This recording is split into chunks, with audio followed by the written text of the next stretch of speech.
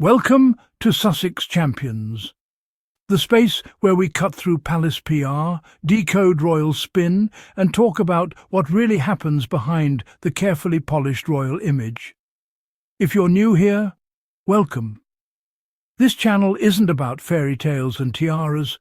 It's about power, reputation, and the human cost of growing up inside one of the most scrutinized families on earth. Today's story is about Princess Beatrice, Princess Eugenie, and the uncomfortable reality of being raised by parents whose scandals never really stopped, and how that upbringing quietly pulled Beatrice into the Epstein controversy years before most people even realized it. Let's start with a nuance many people struggle with.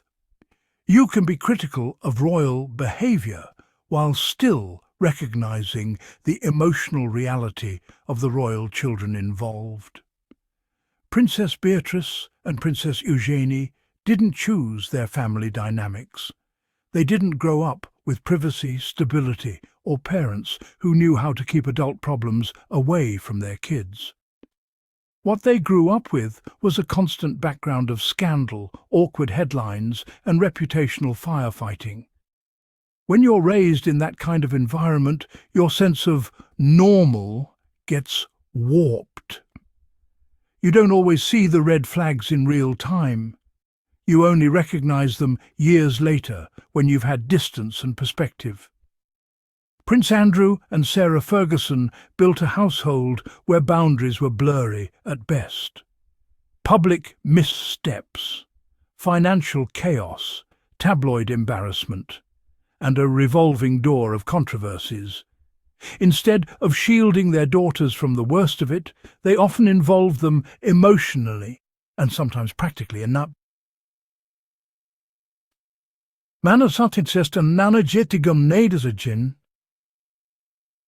The fallout. Over time, that conditions children to believe that helping fix their parents' crises is part of being a good son or daughter.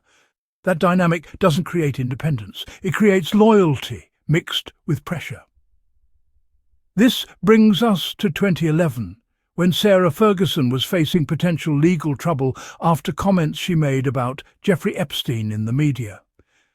According to released emails, Ferguson discussed her press interactions with Epstein and her spokesperson, and referenced Princess Beatrice, then 22 years old, as being present during phone calls with a journalist and involved in follow-up discussions about how the story should be handled. In plain terms, a young royal was brought into media negotiations, reputation management, and a sensitive situation involving a convicted sex offender. That's not a small thing.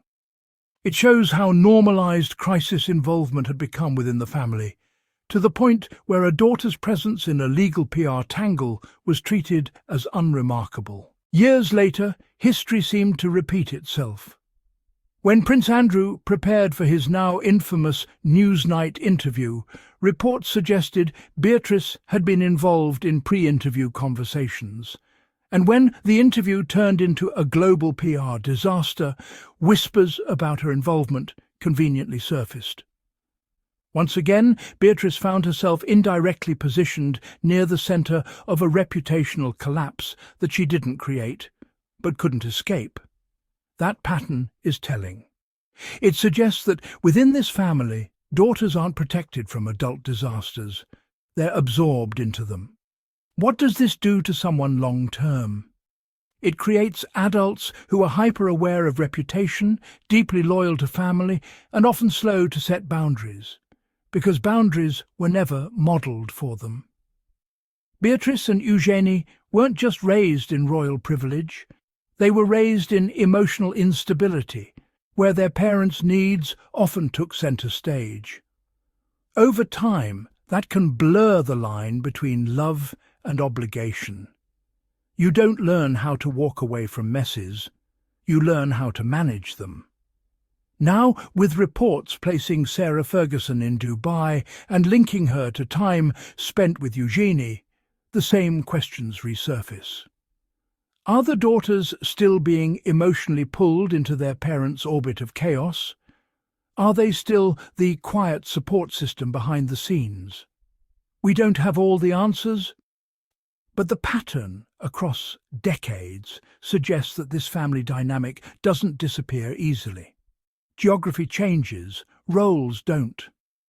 Let's be clear, being shaped by dysfunction doesn't erase personal responsibility. Princess Beatrice doesn't emerge from this story untouched. Being present in these situations isn't a good look, even if it's understandable given her upbringing. But the deeper takeaway isn't about blaming Beatrice. It's about understanding how royal children can grow up emotionally entangled in scandals they never created, and how hard it is to untangle yourself from a family system built on damage control. That's it for today's episode of Sussex Champions. If you appreciate royal commentary that goes deeper than headlines and gossip, follow the podcast, share this episode, and let me know what story you want unpacked next. Next time, we'll explore how palace insiders quietly reshape public narratives after scandals, and who ends up carrying the reputational cost. Until then, stay observant, stay critical, and don't confuse privilege with protection.